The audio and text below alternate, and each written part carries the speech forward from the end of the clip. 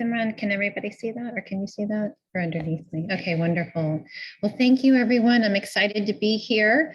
I know some of you already, as we do have quite a few functional family therapy sites in Virginia, but I have put together, I think, a good brief presentation to kind of touch on maybe some of the questions all of you are having in terms of making a decision about whether this is a good match for you or your agency. My name is Helen Midouhas. I'm actually from the Philadelphia area, but I do a lot of work with Virginia, kind of large state oversight. Been involved with FFT since, oh gosh, 2001. So I have a lot of knowledge in terms of implementation. I, again, have touched on some different topics, but I'm happy to answer questions. And at the end of the PowerPoint as well, I have some information if you do have want to reach out afterwards. All right, there we go. All right, so I always like to start with kind of this bigger picture framework. You know, we talk about evidence-based models, and yes, there is really good supporting evidence for FFT, about 5 decades of research and over 50 published research studies, which I will make sure that you get our website if you're interested in looking at more specifically, you know, various target groups of some of these studies. But in general, FFT changes the lives of the families and young people we work with. And we work with the whole family. So it's a unique perspective in terms of our approach is very systemic and very relationally focused. And the idea here is to strengthen relationships so that young people feel a sense of belonging and connectedness to their family.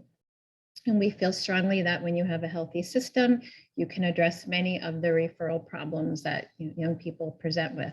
So our overarching goal in FFT is always to keep youth and families together.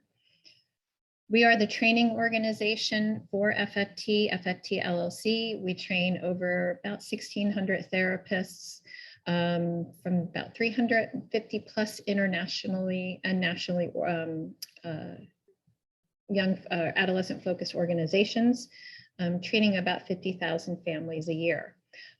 Our training organization was formed back in 1998 via our model developer, who actually founded the model in the mid 70s.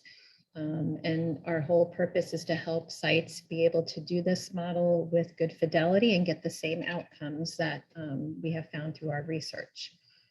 As a training organization, we enter into a partnership with our providers. And we see that as kind of a strength in terms of learning the model. We're not punitive, we're relational, just like our model. And so our idea is to partnership with you and provide training and ongoing support, but also then allowing you to take on more expertise and self-sufficiency as you go through the training process with us. And then, you know, for as long as the organization is working with FFT, we remain in that kind of partnership with you. Our studies have demonstrated effectiveness in terms of being able to train therapists with good fidelity, which ultimately results in good outcomes such as improved youth and family functioning, avoiding placing young people outside of their homes and communities, and of course, having a good cost savings. I won't spend a lot of time on this slide, but I do know that you will get copies. But in case anybody was curious about the history, as I mentioned earlier, Dr. James Alexander is our model developer and had an interest in treating young people in a more systemic and ecological way, kind of versus the approach of the time. More simply put, behaviors don't happen in a vacuum, and therefore trying to treat them in a vacuum, i.e. individually with a young person without their system, kind of puts a lot on that young person to think that they're going to be able to go back and change that system. And many of Dr. Alexander's experiences afforded him this perspective that when we try to take somebody out of a system and, quote, fix them and put them back in the system, we've kind of given them an impossible task. And so his approach really looking at that system, not necessarily as the system is the problem, because FFT is a very strength-based model, but that the system holds the solution. And so hence this model developed in the 70s with lots of early research. And then of course, through different initiatives, the model grew. And actually, when I started doing FFT in 2001, there were probably about 25 sites in our country. So FFT has been able to, through replication and other research, be disseminated across many different areas. And hence, there are a lot of different initiatives that have occurred since then. As many of you might know, or you're not sure about, the blueprints, having that designation is something that we're very proud of. Years ago in the early 2000s, there was a consortium of entities that got together to identify programs that were having an impact on young people at risk across the lifespan, not just, you know, adolescent age. Since then, Blueprints is a nice clearinghouse for getting information on those models that fall along this continuum of anywhere from promising, meaning that, you know, they have good theory and some initial work around effectiveness and efficacy, but need a little bit more, all the way to model programs that have at least 2 randomized control trials, to model plus programs, those that have independent research. And FFT is one of those. And really, when we think about blueprint, we're talking about, kind of in a similar way, an architect's blueprint, that if you follow the model as designed by the model developer, you can get similar outcomes and good results. And so it has the same idea. And so what we do as the training organization for FFT is make sure you have that blueprint. If you're interested in other reviews, independent reviews of FFT, I have this for you. More recently, FFT is listed for Families First as a well-supported model under the Title IV eClearinghouse. FFT, as I mentioned earlier, has a broad reach across many different countries, which means we do FFT in a lot of different languages, in both urban and rural areas. And across many different cultures and ethnic groups as well. In Virginia, in case you're wondering, in terms of Virginia teams, we have 7 agencies that provide FFT, and they span across the state. Some agencies have more than 1 team, and I'll tell you a little bit about what we mean when we talk about our teams, what makes up a team, for example. So a little bit about the model, another framework to kind of get us thinking about the types of families that we typically work with in FFT. Oftentimes, the families that we work with have a long history of multi-system involvement. And on top of that, many attempts at change through those systems and lack of success, right? And oftentimes on top of that, a sense of failure, either internally or because they've been told, you know, you haven't been able to complete programs, or they have gotten labels of being non-compliant, resistant. And oftentimes when we get them, we have very little credibility, and we expect that. We understand that. We'd almost see that as a strength, right? That they should be suspicious. How is this going to be any different? We also know that the families we work with, being a model that works with at-risk youth, often have elevated risk, many issues, coming from families where there's the experience of high conflict and low resolution, which really translate into being in crisis mode. We also know that because of that credibility, because of the history, that oftentimes families that we see in FFT are going to be ones that could potentially fall out quickly, drop out quickly from services. And so we build that in. We see that as a risk factor and one that we need to address immediately. And so in the first part of our training, we always focus on how to engage and address kind of that state of crisis that families are in, without kind of calling it crisis management. We use the terms addressing negativity and blame, and providing hopefulness for families. The families we work with often are lacking in resources, and sometimes not always the obvious resources. Oftentimes it's there in areas that don't get high caliber evidence-based models. And so the lack of resources impacts families in many different ways. Oftentimes the family members have issues themselves or risk factors that need to be addressed. And coming back to that philosophy of the model, just addressing one person in the system is not going to make the major shift in the system for everyone to benefit from the change. And so we understand that the family then comes to us as our client. The young person is referred with symptomology of maybe systemic concerns, but for us, the family is the client. So yes, we are going to address parent issues, sibling issues as well. Oftentimes, the families we work with are seen as needing to be managed. And if that was all that families needed, then we probably wouldn't be in the business of caring for families and trying to help them.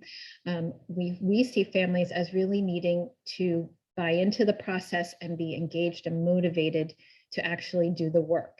And that's on us to give them that, that motivation. Obviously, when we're working with the higher at-risk youth, oftentimes parents have given up. They want someone else to parent their youth. And sometimes the programs they've been in have actually done that. They've come in and said, we're going to do these things or try to model those things. But we know at the end of the day, we're not always going to be involved. And so how do we create an intervention and that has lasting impact, right? That has the ability to have families use those skills once we've left. And who at the end of the day is still going to be a unique family, and we have to respect that. Who benefits from FFT? It's intended for 11 to 18-year-olds who've been referred for behavioral or emotional problems across many different referral sources and referral systems, be it juvenile justice, mental health, school, child welfare systems. And oftentimes family conflict is one of the target reasons, but not always, right? We can have a young person who, for example, is truant, and there's not necessarily any conflict, but we know truancy is often a symptom of something bigger systemic within the family. Our model is a clinical change model. We're not a case management model. We're looking to have the family experience change. And our focus is on adolescents in the age range of 11 to 18. Why? This supports our research, but it's also when young people start to develop more abstract thinking and the ability to think about their behavior. Whereas younger children really do benefit more from parenting and kind of skill building, whereas younger children or older children can benefit from a clinical model. We say 11 to 18, sometimes we work with 10 years old. It depends on, number one, on your state system and what's allowable given funding and focus. But we will consider 10.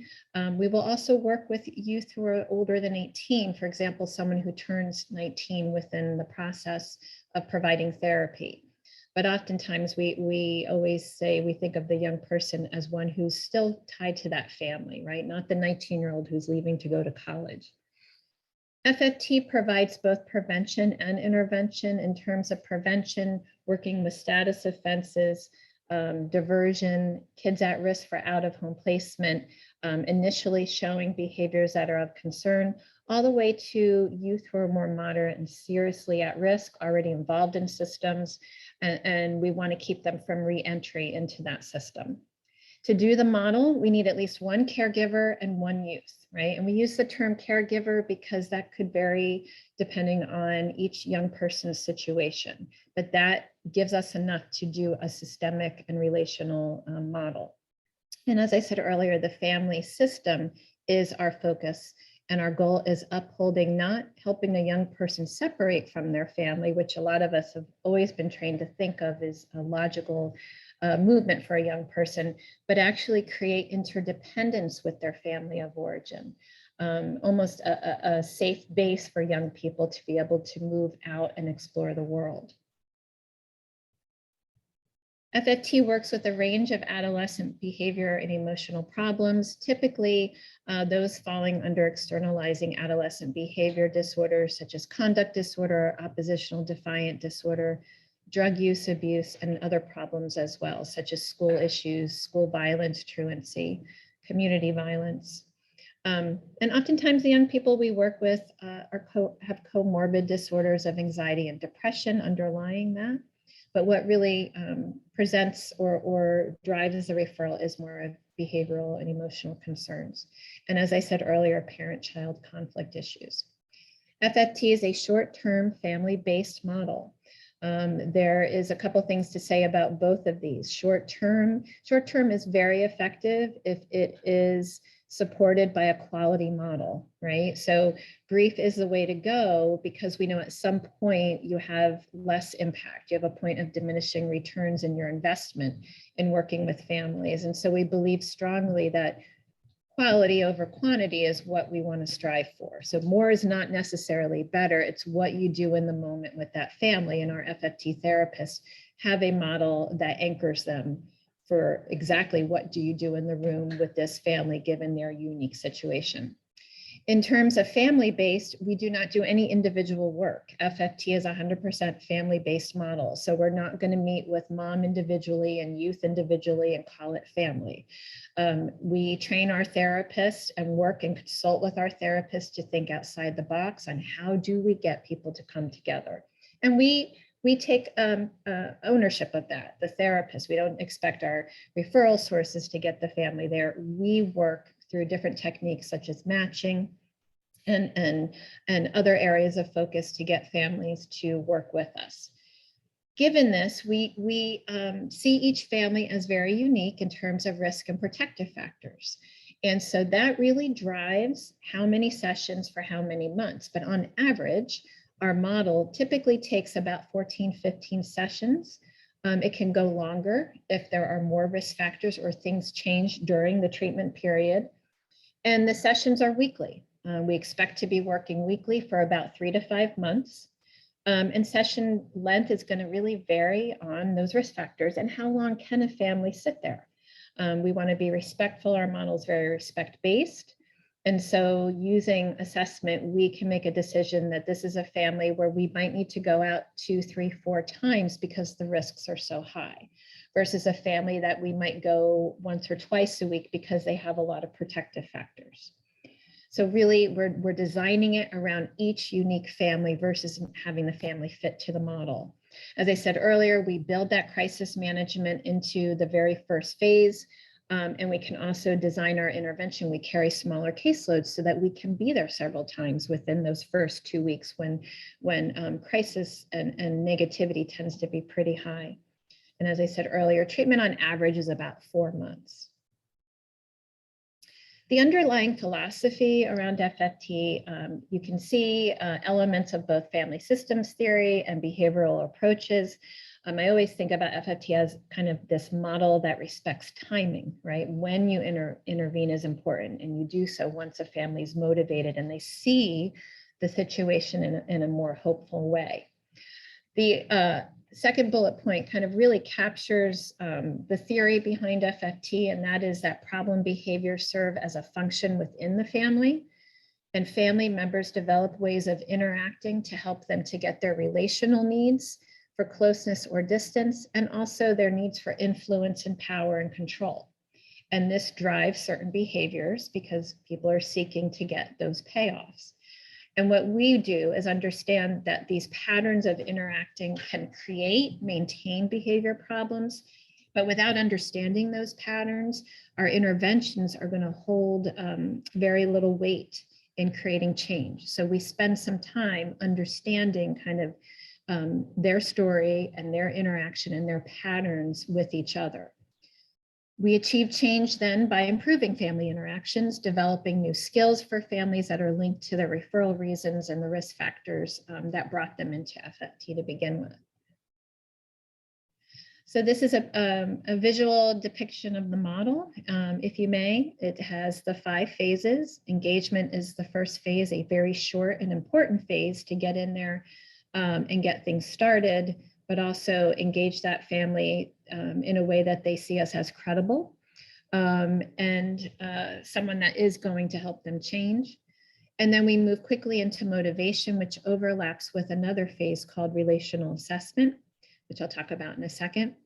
And then behavior change is our 4th phase, and that is the longest phase.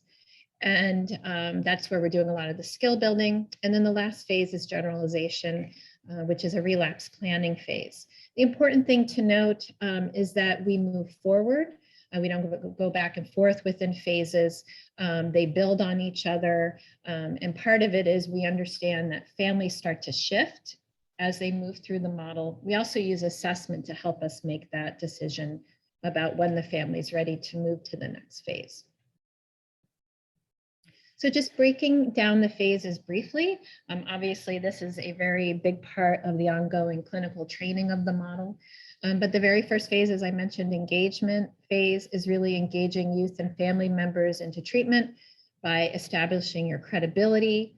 And you do that in many different ways. For example, being responsive, being available. And when you have smaller caseloads, you can be creative around times to meet with families. And have time to plan for your cases so that you can think outside the box in terms of how do I engage this person that feels really disheartened that anything is going to change at this point, given maybe, like I said earlier, multi-system attempts. And this is the shortest phase in FFT, and then we quickly move to motivate. And that motivation is really directed on decreasing that intense negativity that we often see with families, because when families are stuck in defensiveness and negativity, it's very hard to introduce change. Rather than ignoring or being paralyzed by this negativity that families often experience, and it's not just the behavior problems themselves, it's many different things from trauma to experiences of loss, racism, not having resources. We want to acknowledge and incorporate all of these into understanding how this family interacts and how they relate together. And so we spend the early phases really understanding that. We're really changing focus, changing meaning around that referral problem. FFT really moves from a problem focus to a relational focused model, and then quickly moves them also into being more direct with interventions and in the behavior change phase. While we're doing this motivation phase, we are assessing for those payoffs, right? Getting a better understanding that here are all the relationships and here are how different people are getting these needs met. Here's where this seems to be going wrong because it doesn't match them. And so that takes a little bit of time, but we're doing that at the same time while we're working on changing focus and changing the meaning of what brought them to therapy into something more hopeful. The big phase, behavior change phase, is kind of similar to maybe a classic intervention phase. Once we understand those patterns and kind of the mismatch and the concerns around how different people are relating in the family, we can introduce new skills and new ways for them to relate. And oftentimes that can involve many different approaches, from cognitive behavioral approaches, parenting training that's very specific for this unique family, problem solving, conflict management, anger management, whatever it takes to have them experience each other in a very different way and have a different outcome from what normally happens. We do this through this sequence of creating a rationale for why are we teaching this, presenting a task, practicing role playing with them, giving feedback and having them practice so that in basically they start to experience a different outcome. If it doesn't work, if something gets stuck, we can come back and examine the process and say, okay, where did things shift or not go in the right direction? So that's that's why this phase takes the most time, because we want to be there with the family when they have their more difficult times together, be there to role play and help guide them, and then also make sure we can move to the next skill once they've attained a previous skill. Generalization phase really looks at how do we make sure they maintain the change they've experienced when we're long gone, right? So can they maintain that change? What are the triggers? How do they know when they are starting to slip back into negative patterns? We're also looking at what natural and professional supports we can put in place for this family, as well as looking at community resources that can continue to support them. The other piece of generalization phase is looking at other systems or multi-systems around that young person and their family that could benefit from the knowledge and growth that this family has had. So for example, if we learn more negotiation skills within the family, can we apply those negotiation skills to your probation officer when you have to meet with him or her? Can you use those negotiation skills with your boss so that you can get time off to help your son job search or, take care of their medical needs? What other things can we work on now within the safety of the family outside of the family? And last, we create a relapse plan for the family that says, here's how we know when we're starting to slip, because life happens and stressors are going to come forward. And this family, like all families, will fall into a unique pattern. We've been working on shifting that pattern, but how do you know when that's happening? Who's going to initiate that to pull in those skills again? How are you going to keep practicing? And that creates our relapse planning. This slide gives you almost a better picture and understanding maybe of kind of what we try to address through this more ecological understanding. There are many different entry points for working with a young person, right? And we know that ultimately with at-risk young people, risky behaviors, negative relationships, I like to use gangs as an example, can really crowd out that family. They become the primary value system. They become the place of belonging. They become the belief system for the young person. And oftentimes we excuse this and say, well, this is, there's nothing you can do. Young people are trying to separate from their family. But that's a real short-sighted view. Really, oftentimes, those are influences that are crowding out the family. And we want, what I said earlier, is more of an interdependence with their family of origin. Have that family be the place of belonging, the belief system, the primary value system from which that young person can navigate out into the world, be it in a positive way in the face of negative influences. But if they have those strong relationships with their family of origin, they're going to have better outcomes as they start their growth as a young adult. In terms of FFT research and evaluation, we often talk about this idea of evidence-based, right? And I like this slide just to talk about the kind of continuum of all of the models that we hear about, right? So we hear different terms: best practices, evidence-based, research-based, promising. The idea here is that when we start to work on theories to guide our practice, and when we have research evidence behind it, we can have a better confidence that we are going to have that impact. And so being evidence-based is really critical. It includes the idea that we have some best practices that we know work really well because we've tested them, and that there's research in a larger way also supporting that. And in FFT, as well as other evidence-based models, research never stops. And so this is another framework to think about in terms of, this evidence base that we talk about.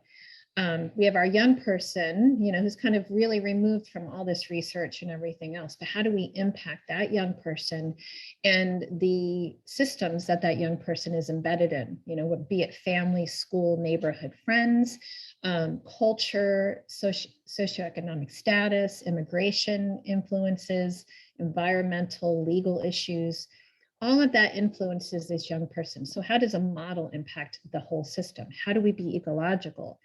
Well, we use our research to guide our practice, right? We don't trust that maybe this works, or hey, it worked with this family, so try it with that family.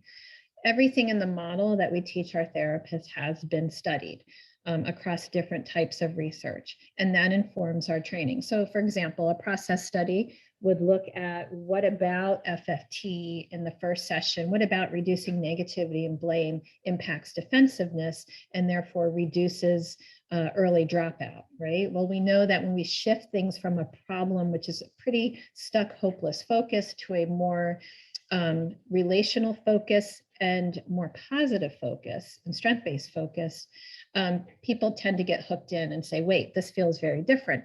I'm intrigued, I want to keep going. And so our training then, when our therapists are trained in FFT, that's the first thing they're going to learn. What do you do in the first session? You really work on that defensiveness, reducing negativity and blame, really trying to create hopefulness. And then that then impacts supervision. Our consultants are going to listen and staff cases with our therapists to make sure that they are able to target that. And we know that when we do those things, we're able to implement the model in a way that it sustains in the long term. So research never stops.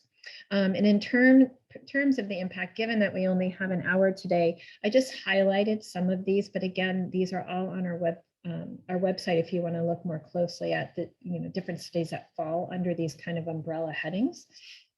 But ultimately, FFT is able to treat adolescents effectively across that externalizing disruptive behavior disorder spectrum with good completion rates, and successful completion is really based on family perspective, not on therapist perspective alone. And our sites tend to, after 1 year of practice, hit 70 to 80% completion rate. There's no model out there that's 100%. We do have some families this may not match with, but traditionally we've been able to hit very high completion rates. And that's because, as I said earlier, we really do build in the risk factor assessment and the ability to figure out when we're losing families and how we can keep them engaged. Interrupting the matriculation of young people into restrictive higher cost services. So this looks at recidivism rates. And FFT has many different studies looking at long-term recidivism rates and short-term as well. And that varies, and how they study it, is always varying depending on it. But we are able to prevent youth from entering into the system, going back into their system. Because we work on changing the family problem solving and family functioning within the family, we impact the younger children. As I said earlier, they are not part of the FFT usually, but they are there because we often bring FFT into the home because that's convenient for families. But if we're changing how a family functions, communicates, problem solves, it's going to address younger children in the family, which is a real benefit because we want to keep younger siblings out of the systems of care. Preventing young people from penetrating the adult criminal justice system. To me, this is the overarching goal of why we're all here and what we do. How do we get them to have, the right trajectory in their lives? And we have studies, longitudinal studies that have shown that youth who completed FFT have less entry into those adult criminal justice systems. And last, reducing costs. Obviously, if you deliver a model to a family within their community and you're addressing multiple issues, the cost reduction compared to placement or multiple services is significant, as is the cost benefit of future costs when we are keeping young people out of juvenile justice systems or adult criminal justice systems. In general, again, for your perusal later, these are some of the major outcomes that are usually listed in terms of the research. But the big one to focus on is that improvement in family functioning that allows families to work together around problem solving versus having outside systems, trying to address that. And of course, reduction of out-of-home placement. In terms of FFT implementation, I know a lot of people have questions about what are our team size, education levels. So I'm going to try to touch on all of those before we end for questions. FFT prefers master's level therapists.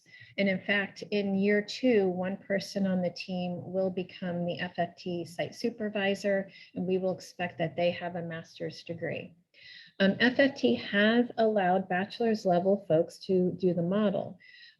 We actually train the therapist in a model. It's not kind of exploration of a theory or an ideal that you bring, your other experience into.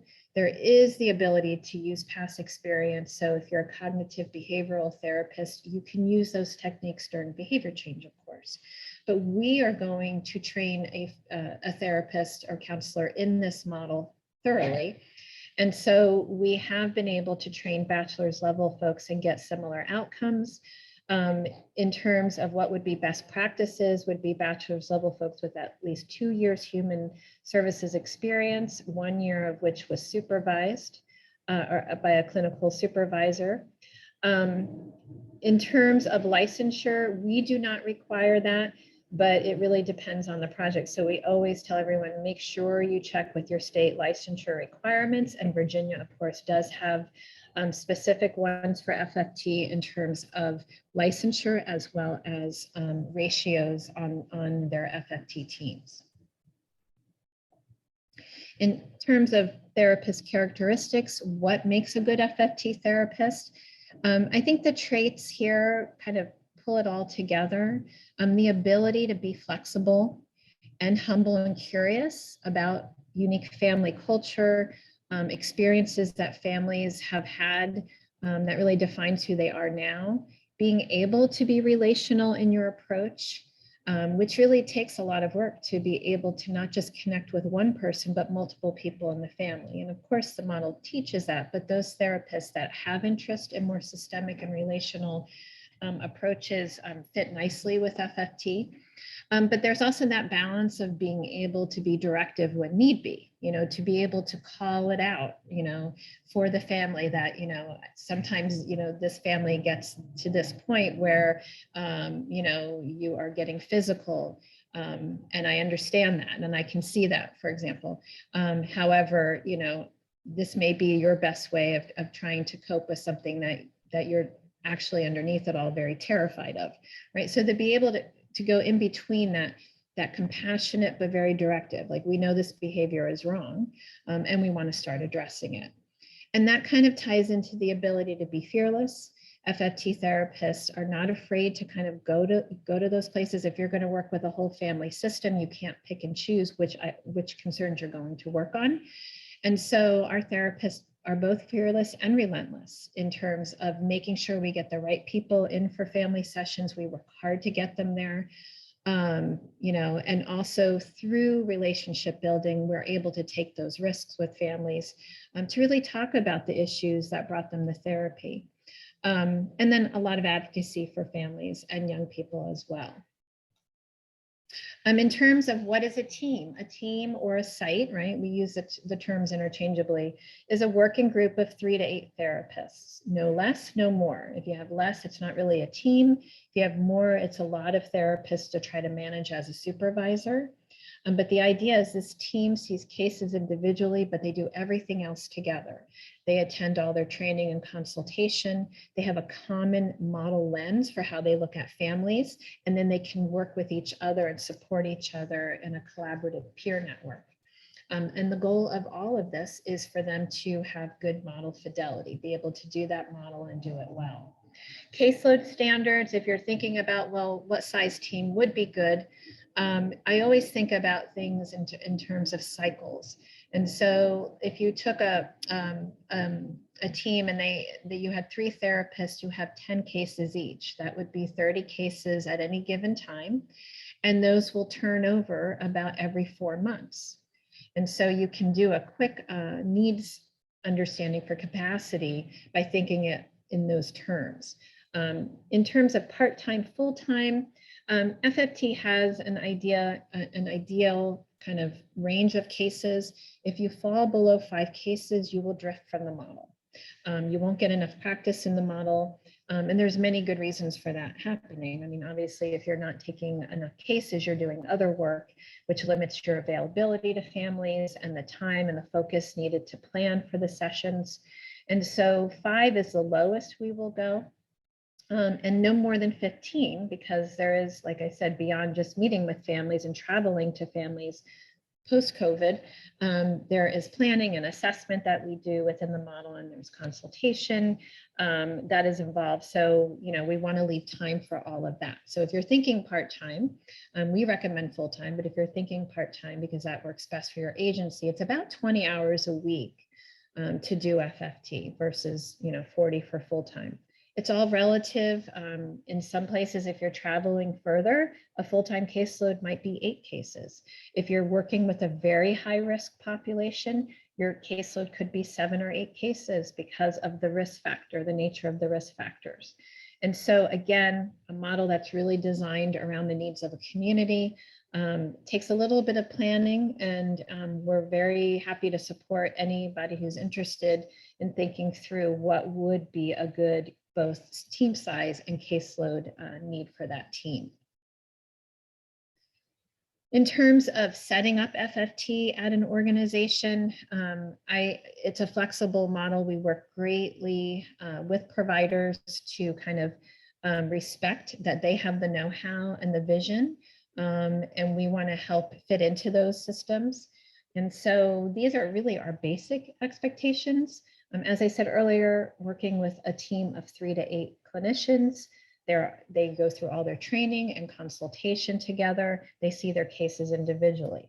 Somebody on that team then becomes a supervisor in year 2, and we train them on how to assess for fidelity to the model and monitor the other therapists. So that happens in year 2, but that supervisor still carries cases. So they are part of that 8. I know a lot of people always ask, is it 8 plus 1? 8 is the max, including the supervisor. In the first year, therapists attend weekly consultation with a national consultant, and it's typically 1 to 2 hours a week. We also highly recommend doing peer consultation with each other as therapists learn kind of the techniques of staffing cases. And then in year 2 and beyond, the local supervisor will provide those weekly consultations with the support of FFT. I already mentioned the caseload standards. Minimum caseload of 5 at any given time is about 20 hours a week. I find in the literature, it will say up to 15 cases, but most full-time caseloads range between 10 to 12. And remember that cases, the nice thing I have always found with FFT is that when you have cases in generalization phase, you know that that therapist is ready to take on another case. So there's a nice ebb and flow with cases. They don't always have all their cases at the same phase at the same time. It's going to stagger as they practice. And as a manager of an FFT team, you can easily see who's going to need cases, and it helps keep that flow going.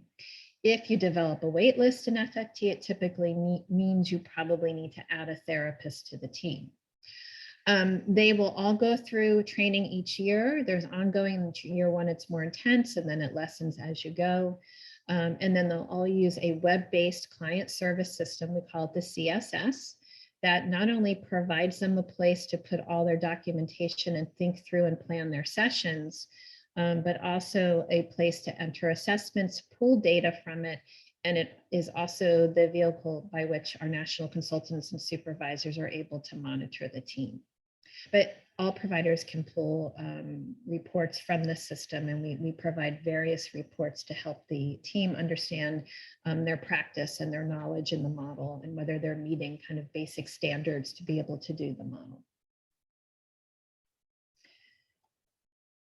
And just a quick word about fidelity. I always like to talk about the importance of this because it kind of zeroes in on our responsibility as a training organization. Fidelity does link with good outcomes. And we know that when you have high fidelity practicing therapists, you can impact things like recidivism. And this is a study, it's a little old, from 2004, that shows that through Washington State.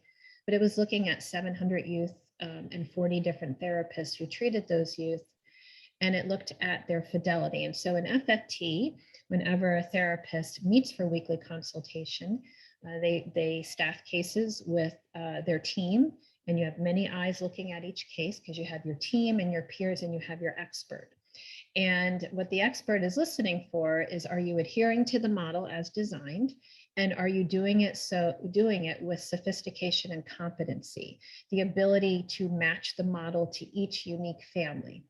And so at the end of each staffing, each therapist who staffs gets a fidelity rating. And what this shows is those therapists with good fidelity, the blue line, had youth with the lowest amount of recidivism, 6 months, 12 months, 18 months, whereas those therapists that had poor fidelity, and the red line, had worse outcomes. So it speaks again to the importance of having a good training organization to support you. And it speaks to us really taking our role seriously in terms of making sure we work closely with sites to have therapists that practice with good fidelity. In terms of training, I won't go through all of these. I just want to give you kind of a quick overview of the training we provide in FFT. As I said earlier, the first year is the most intense year because we're working on model adherence, competency, creating a supervisor from that team, as well as getting everyone used to providing an evidence-based model, which requires a lot of accountability.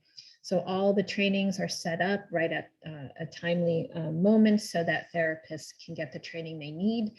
Depending on their practice, they have weekly phone consultation. We actually should change that to virtual consultation because we've done it virtually for even before COVID. There are a variety of trainings that occur during that first year, advanced trainings as well. And then that supervisor would go to a clinical externship where they work with a family. Traditionally behind a one-way mirror when we are in COVID times, we've shifted that a little bit to be more virtual, but we'll go back most likely to the in-person externships.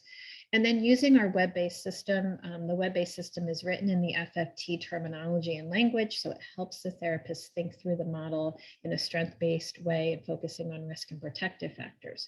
In year 2, as I said earlier, the site supervisor is then receiving multiple trainings and starting to provide that oversight to their local team. And then after year 2 or phase 2, we have an ongoing relationship with the team, supporting them with yearly trainings and visits. As I said earlier, the web-based system is a place for, much like many electronic record systems that you might use already, a client menu, a place to track the movement of a case through a treatment period, a place to store session notes and make session plans. We do session plans for each session in FFT versus an overall treatment plan, kind of in a traditional sense. Utilizing a place to put assessments, analyze those assessments, and report out on outcomes. But in a bigger picture way, the CSS really is our way of monitoring our therapists and also providing to all of you and our stakeholders same day in time information and data that you might need for your purposes as well.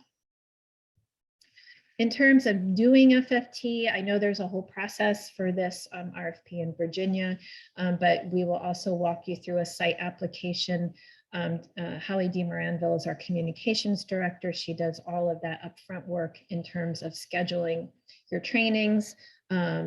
I typically work along with our CEO to do application review. And what that is a training application where it actually makes you think through kind of those implementation steps I talked about. You know, what size is your team going to be? What are you thinking about for caseloads? You know, can you see cases quickly? Because we expect in terms of credibility with families to be able to reach out within 24 to 48 hours and see those families within 7 days. And so it really outlines kind of some of the things that you might need to get ready at the agency level to be able to do an FFT model. In terms of referral criteria, I know I touched on this several times in the overview, so most of you could probably answer all of this. 11 to 18, young person turns 19, we're not going to say no, they can't have FFT. If they're a 10-year-old in the system and what we usually call well, I should say in kind of common terminology, your parentified 10-year-old, we say a 10-year-old with more influence and power in the family might be more like an 11 or 12-year-old. We can consider that. So the best thing is to always talk to the provider who can also talk with their consultant to see if it's a good fit. But the youth has to be in the community or ready to go into the community. You need to have a family available. Youth could be have reunification with family. That's something we often work with. And again, those inclusionary requirements is that it is externalizing behaviors, sometimes comorbid with internalizing symptoms, substance use issues. Most of the families we're working with have experienced some kind of trauma, and that's part of that relational payoff and patterns that they're in. In terms of exclusion, younger children, again, I already talked about why that is, given we're a clinical model. A youth that is really going on to independence, not really having a family or a system with a shared past or future. Youth who's really scheduled to be sent away. So really not going to be living with this family. So it's kind of hard to do all that relationship building if in 1 month they're leaving. FFT is not a sexual offender treatment modality. However, we can work to provide that family component if needed to help that young person succeed in their treatment. And as I said earlier, we're not really working in a mental health, or I should say more psychiatric concerns. However, I always say to folks, we might walk into a situation where there is, as you can see here, we call it lethality. We walk in and there's a child abuse concern, there's a drug overdose, there's a psychiatric hospitalization need. And that happens because we're social workers and therapists and clinicians. And so we will work to get that stabilized, and then we can start the model. But ultimately, FFT is a good way to start with families, particularly if you're not sure what's going on or what services they're going to be able to benefit from, because we're going to really understand that unique family on a really relational level. So people often ask, can you do other models at the same time? Theoretically, FFT would never want to take away a service that's a protective factor to a family member, but we want to be careful to coordinate and not, undo each other's work. Another family service at the same time, we would highly recommend against. It's too confusing, and our approach is very different. And let's just face it, families already have a lot of services sometimes they have to do, and having too many means that nothing's really going to stick or hold. We do believe strongly on capitalizing on momentum, as I said earlier, decreasing that length of time between identifying a problem. We don't want to have nothing happen, so we work quickly to engage and move services. And when, like I said earlier, we try to avoid wait lists. If there is one, it usually means we need to add a therapist onto that team. All right, so that is my 1 hour condensed overview of FFT. These are usually 2 hours where I can get into a lot more, but I hopefully have touched on some major ideals or areas that you're interested in knowing about. I do have our website here for you. And if this is the right time, we can do question and answer. Thank you. We have 3 questions that were asked in the chat. The first is Family Focus still providing FFT in the Metro Richmond area, Tidewater area, which is near Chesapeake, Virginia Beach, and Norfolk? Is that a question if they are? It is. Is this still being offered? My understanding is I believe that they are on hold right now, but might be coming back. I don't know if anybody from Family Focus is on this call though. Is there anybody?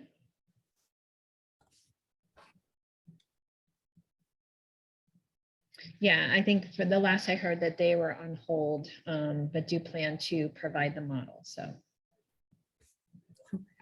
And can you give an example or two of a family FFT does not match with? That doesn't match with. Okay, so in terms of match, I mean, we really say that we have to match to the family. So it's kind of an interesting question. That idea of being able to listen to a family and understand kind of what they've experienced together as a system is really important. In terms of not match, I would say in family, so one example that came to mind when you said that is thinking of families where there's domestic violence. We work very well when there's domestic violence, but a sense of this is not working for us, something's got to change. There's some remorse. What we usually call kind of non-characterological type of violence, in a perpetrator versus somebody who is more characterological, terroristic, not interested in change, interested in intensely controlling. And so we wouldn't work well with a family or I should say an adult in that caregiver who is not willing yet to kind of face that and say, we want change. So that would be a concern. In terms of, I think a lot of people always think of cognitive functioning level. the beauty of our model is we can match to families, right? And so matching is kind of having not only just same language, but also understanding kind of where they're coming from and understanding that we need to maybe do things a little different so that they understand. So almost translating things in a little different way that really matches to how they're going to understand it. Give them a different way to understand, for example. And so while, you know, that can be tougher, we will work with that. We'll do our best to try to provide a model that will complement them. The other one I was going to mention too is we know oftentimes people will say, well, families have to want to do family therapy, but oftentimes they don't, right? I mean, there still is this idea in traditional services that you take my young person, fix them, and I'm not the one who did all this, right? And we don't want to say that to families. What we're trying to say is that you have the potential to help your young person, and you're always going to be there long after we're gone. And so we will work with families. We expect some families may not want to do this. And oftentimes our providers are more than happy to work with you, maybe in a very warm handoff, to try to help that family see the benefits of doing FFT, particularly if you're not sure how to kind of promote this to the family that you want to refer. So I don't know if that helps just a little bit.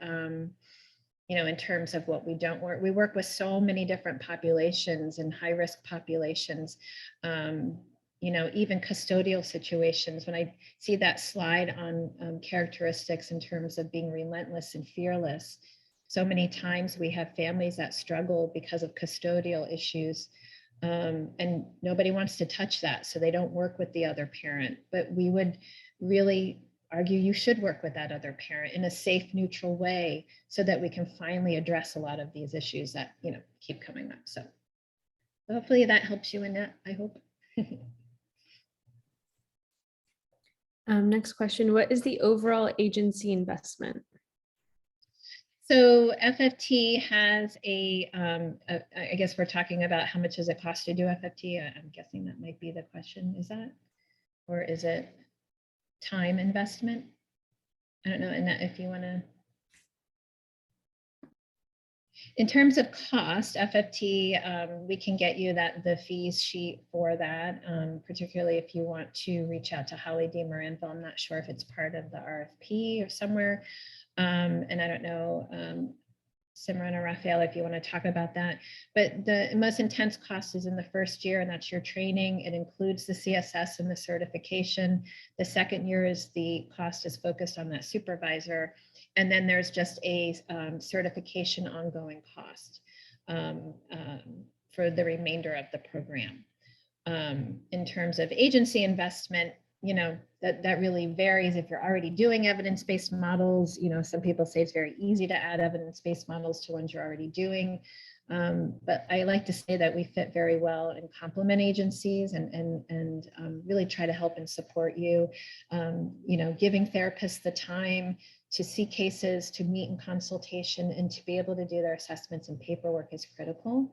And so, you know, being able to have therapists not doing too many other jobs and roles is also very helpful in having a successful site. And I know we have a couple minutes left. We have two more questions. Could FFT be an appropriate model for a family with a youth in residential treatment facility as part of the plan to transition home?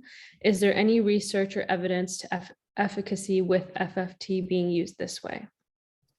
FFT is used that way quite often. So, you know, there's not an actual study that says, is FFT effective if you do this? It's actually part of the process in a lot of different providers and sites throughout our country. I like that question because in my own backyard in Philadelphia area, we highly recommend that when we know a young person is coming out of residential, we don't want to have them slip through the cracks. We don't want to lose, you know, because oftentimes families are kind of in that honeymoon period, things are better, we don't really need all of this. And it can be hard to link them, or it could be too late if the youth recidivates. And so if we know, for example, two of our areas, when the youth has a 30-day is coming out in 30 days, they'll reach out to the FFT program. FFT can easily see, yes, I have a therapist who is going to need a case. Let me have them start reaching out and connecting that family to FFT and be there. Even we've had therapists go out when that, that first night home. And that's really done in a strength-based, positive way versus, we don't want families, and we know that's what happens. Families feel like we already went through all this and now we have to do more treatment. But this is a way to help kind of keep them strengthened. They haven't lived together in a while. The last time they were together was a rough time. And so we often do work in that way, and we highly recommend it, particularly if you're working with a group coming out of placement. So. And last question, can FFT be a good match for families where the youth is refusing to attend school?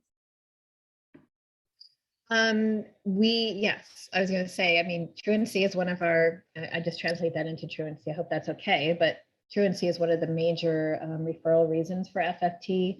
We have programs 100% devoted to addressing truancy issues, which is usually a family issue, and can usually be understood and supported through the family. And so, yes, a very appropriate referral would be young people struggling with other systems like school. I mean, it's another system, right? We always think of systems as probation or child welfare, but school is another big one. And so yes, very appropriate. I'm just watching my time. I'm sorry. I know it's a little over, so. That was great. Thank you so much for answering those questions and going over just a little bit for us. And we really appreciate that. This is a great presentation. Well, thank you, everyone, and best of luck in your thinking through which model to use.